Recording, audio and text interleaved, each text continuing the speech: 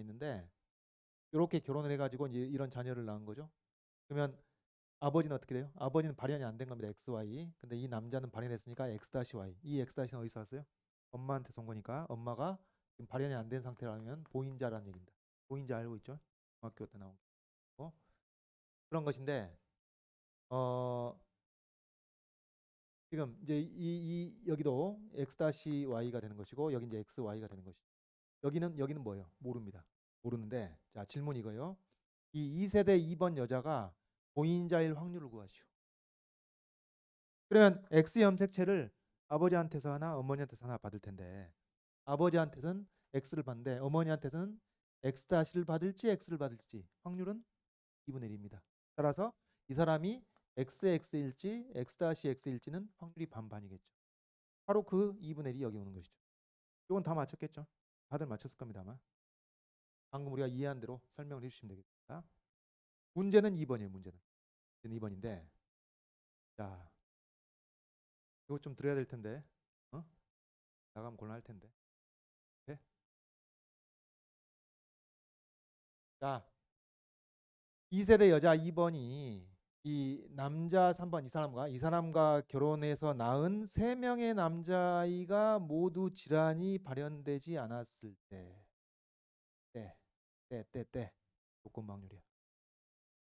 이때 이 2세대 2번 여자가 보인자일 확률. 이 사람이 보인자일 확률이 2분의 1이라며. 그렇지가 않다 그 말이에요. 추가적인 정보가 있는 겁니다. 확률이 달라지는 거죠. 추가적인 정보에 의해서. 자 그러면은 이걸 어떻게 해야 되느냐. 여러분 내가 이것을 이렇게 해볼게요. 표로 풀어보고 식으로 풀어보고 두 가지 방법으로 다 풀어볼 겁니다. 당연히 이제 표로 풀어보면은 여러분이 직관적 이해에는 훨씬 도움이 되겠지. 그리고 식으로 풀면은 답안지로서는 아주 뽀대가 나겠지. 그렇습니다. 표로 푼다는 것은 항상 뭐뭐 했을 때 뭐뭐 할 확률이니까 그 표를 생각하세요. 여학생, 남학생, 안경쓴 학생 그 표를 생각. 그러면은 여학생이냐 남학생이냐 안경을 썼냐 안 썼냐 그렇게 두 가지 해가지고 네 개의 셀이 생겼던 거잖아요. 여기서 마찬가지로 그런 네 가지 셀을 만들어 보세요. 네 개의 셀을 만들어 봐. 어떻게 만들까요? 뭐뭐 했을 때 뭐뭐 하는 확률이니까 이거 뭐뭐 했을 때를 기준으로 3명의 남자 아들이랍다. 세 아들이 모두 질환이 발현되지 않은 경우와 그렇지 않은 경우. 말이 좀 꼬이네. 네. 그러면 이렇게 세 아들이 세 아들이 다 질환이 발현되지 않는 경우니까 이렇게 하죠. 세 아들이 모두 XY 염색체 이게 다 질환이 발현이 안 됐다는 얘기죠. X-가 이제 그 유전 질환을 갖고 있는 거니까. 그다음 그러면은 그것이 아닌 그것의 여사건은 뭐겠어요? 세 아들 중 하나라도 적어도 한 아들이 X-Y. 그러니까 여러분 이런 것의 여사건을 세 아들이 모두 질환을 갖고 있다. 그러면 안 된단 말이지. 이게 반대되는 게 아니잖아요. 요것의 반대는 요것의 반대는 세 아들 중에 하나라도 질환을 갖고 질환이 발현된 경우가 되겠지. 이렇습니다. 그래서 여사건이 되겠고 그 다음에 또 뭔가요? 이 2세대 여자 2번이 보인자인 사건. 보인자가 아닌 사건. 그러니까 이거겠죠. 이렇게 구분되죠. 2세대 여자 2번이 이 사람이 X-X인 경우.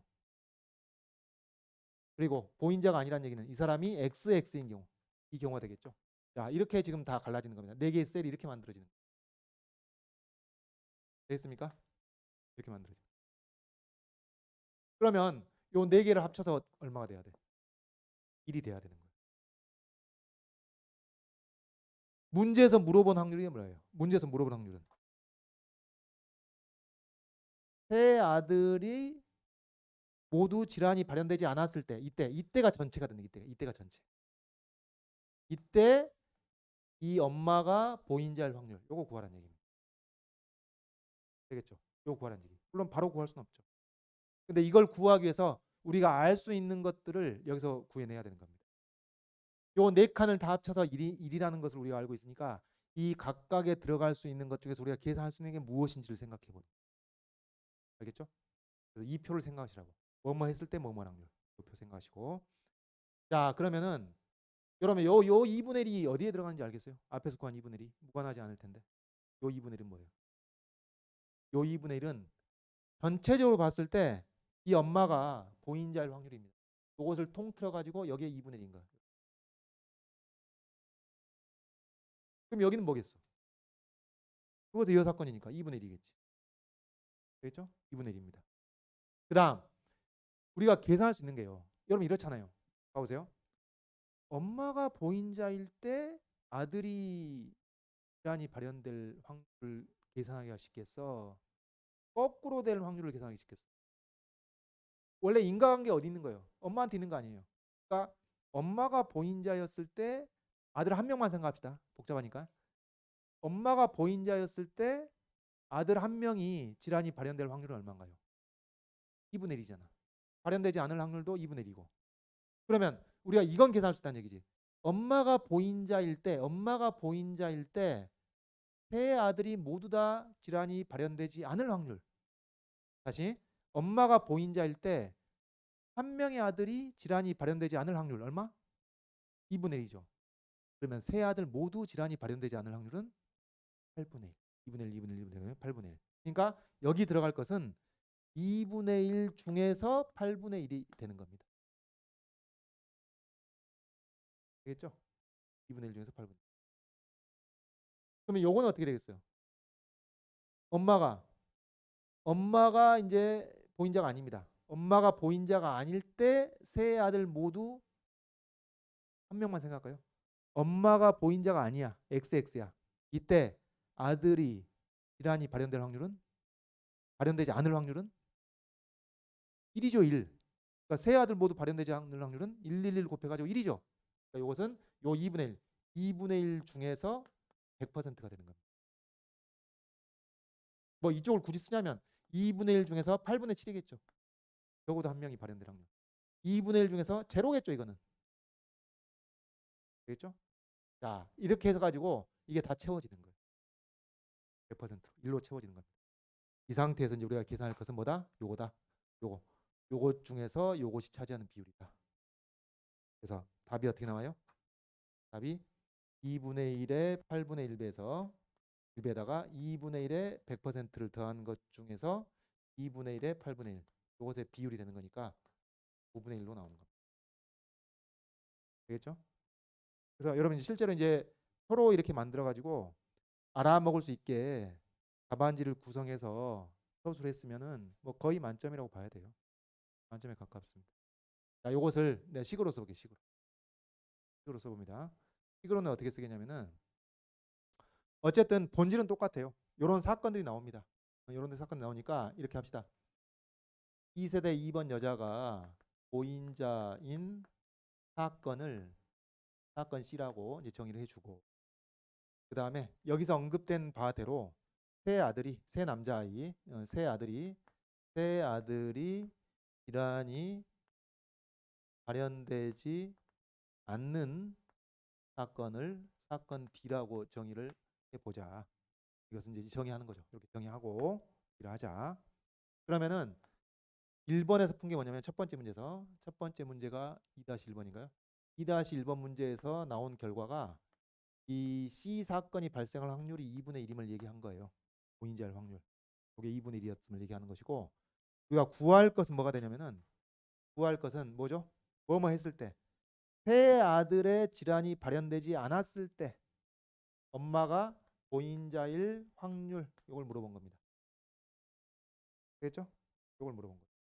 그럼 얘는 조건 확률로서 뭐가 되느냐? 분모에 이게 들어가겠죠. 세 아들의 질환이 모두 다 발현되지 않을 확률 분의 그다음에 뭐요? 이 곱사건의 확률. 1이 두 사건이 동시에 발생할 확률입니다. 지금 이거 우리 둘 다 모릅니다. 둘 다 모르는데 이게 좀 어렵습니다.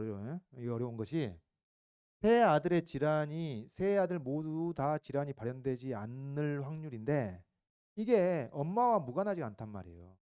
세 아들의 질환이 발현되지 않는다는 것은. 그래서 이것을 그 엄마의 특성과 관련 지어서 이해해 줘야 돼. 그럼 엄마의 특성은 C 아니면 C의 여사건이거든. 그래서 이것을 C하고 D가 동시에 발생할 확률과 C의 여사건과 D가 동시에 발생할 확률의 합입니다. 근데 이제 여러분이 확통의 그 조건 확률에 익숙치 않으니까 이걸 스스로 생각하기는 사실은 힘듭니다. 식으로 쓴다면 이렇게 쓸 수 있다는 거예요. 되겠죠? 또 이해하겠죠? 그 다음에 분자는 그대로요. 이렇게 되는 것이고, 그 다음에 얘를 어떻게 계산하냐? 자, 보시면은 얘가 얘하고 얘가 똑같은데, 이 녀석하고 이 녀석 똑같은데, 요게 우리가 아는 거 뭐냐?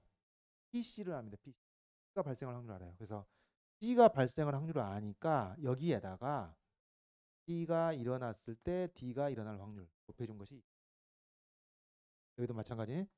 C가 일어날 확률에다가 C가 일어났을 때 D가 일어날 확률. 그럼 얘는 뭐냐? 비슷한 방식으로 C가 일어나지 않았을 때, C가 일어나지 않을 확률과 C가 일어나지 않았을 때 D가 일어날 확률을 곱한 것 같다. 자, 그래서 이 밑에 써도 될까요? 써보죠. 써보면은 얘가 얼마? 2분의 1. 요거 2분의 1. 요것도 따라서 2분의 1. 그래서 분자에도 2분의 1 곱하기 얼마? 2분의 1 곱하기 얼마? 플러스 2분의 1 곱하기 얼마? 이게 오는 거고. 그 다음 요거 C가 발생했을 때 엄마가 보인자일 때 새 아들의 질환이 발병하지 않을 확률, 발현되지 않을 확률 8분의 1이죠. 8분의 1. 8분의 1. 요게 8분의 1입니다. 이게 8분의 1. 여기는 엄마가 보인자가 아닐 때 새 아들의 질환이 발현되지 않을 확률은 100%입니다. 그래서 1 해가지고 네, 1 이렇게 구할 수 있습니다. 그래서 본질은 같은 것인데 표로 이해한 바가 이렇고 식으로 이해한 바가 이렇습니다. 다 똑같은 내용입니다. 여러분 받아들이기에는 당연히 표가 훨씬 수월하죠. 아닌가요? 안 그래요? 이게 훨씬 이해하기는 받아들이기는 편할 것 같은데. 그 여학생, 남학생, 안경 쓴 학생, 안 쓴 학생 이거가 똑같습니다. 그걸 식으로 쓰면 이렇게 쓰는데 여러분 이게 힘들죠, 이게. 얘를 이렇게 쪼개서 생각하는 거하고 그다음에 여기서 이제 확률의 곱셈 정리로 이것을 이렇게 곱으로 표현하는 거. 이게 익숙치 않아서 그런 거예요. 사실은 이 내용이